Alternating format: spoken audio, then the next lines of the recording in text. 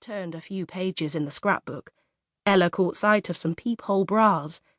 "Wedding night lingerie," Flora explained, hastily turning the page. She tapped her finger near some workings out. Her budget was at the lower end of the store's stock, but they did have some beautiful dresses she could afford. "Let me choose a few styles for you to try on, and then you'll start to get a feel for how they look on your shape."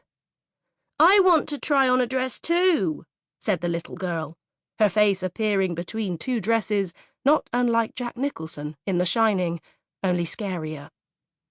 "Are you a bridesmaid or a flower girl, perhaps?" asked Ella. The mother's expression hardened. "She's an attendant. We don't like gender stereotypes." "Right. Sorry," said Ella, feeling chastened. The bride gave a tight smile. "Does she need an outfit?" asked Ella, deliberately avoiding the word dress. "She wants a suit, like her daddy." "That's cool," said Ella, selecting a couple of dresses for Flora to try. "No, now I want a dress," yelled the child. "This dress." She grabbed hold of the one Ella had just selected and clung on. Ella handed the gowns to the bride, with the child still attached. "If you'd like to go into the fitting room," she pointed the way, "I'll be back in a moment." Ella escaped to her little workroom. It was barely more than a cupboard, but it suited her. She opened a drawer and pulled out a tin that she kept for these sorts of occasions. She returned to the fitting room. "How are you getting on?" she asked. Flora pulled back the curtain to show that she had a dress half on, and her child was hugging her leg, stopping it going any higher. "Would you like to play with these?" Ella put the open tin on the floor. It was full of cotton reels.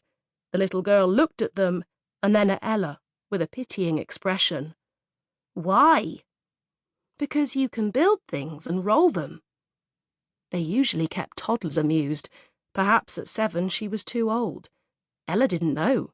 She didn't have children, and as an only child, she had no nieces or nephews either. "It's okay," said Flora, sporting the same pitying expression. She addressed the child. "You can be good, can't you, Angel?" "What do I get for being good?" Flora tilted her head and couldn't have looked more yummy-mummy if she tried. "My love and affection," she said. Angel started to cry. "But I don't want that." Okay. If you're very good, I'll get you a new phone," she said. Ella couldn't help the jump her eyebrows made. The little girl seemed to consider this for a moment before skulking out of the fitting room and sitting on the floor nearby. Peace reigned for a few minutes, and Ella was able to help Flora try on a few dresses until the woman's mobile pinged and she felt compelled to check it. She gasped. "Oh, my life! I don't believe it!" "Is something wrong?" asked Ella, although the bride was dragging her palm over her face, which didn't bode well. "My chief bridesmaid has just posted that she's having her head shaved for charity." "That's brave," said Ella. "Well done her." The icy glare from the bride told her she'd said the wrong thing. "The date is a week before my wedding. I will have a bold bridesmaid. How selfish is that?" She was turning a strange colour as rage crept into her words. "Maybe she can postpone the head shaving," suggested Ella, scrunching up her shoulders in preparation for a backlash. "She's got a big event with press planned, a donation page, and her Insta post has been liked by Davina McCall." Ella found she was blinking at the ferocity of the words. She wasn't sure what she was meant to say in this situation.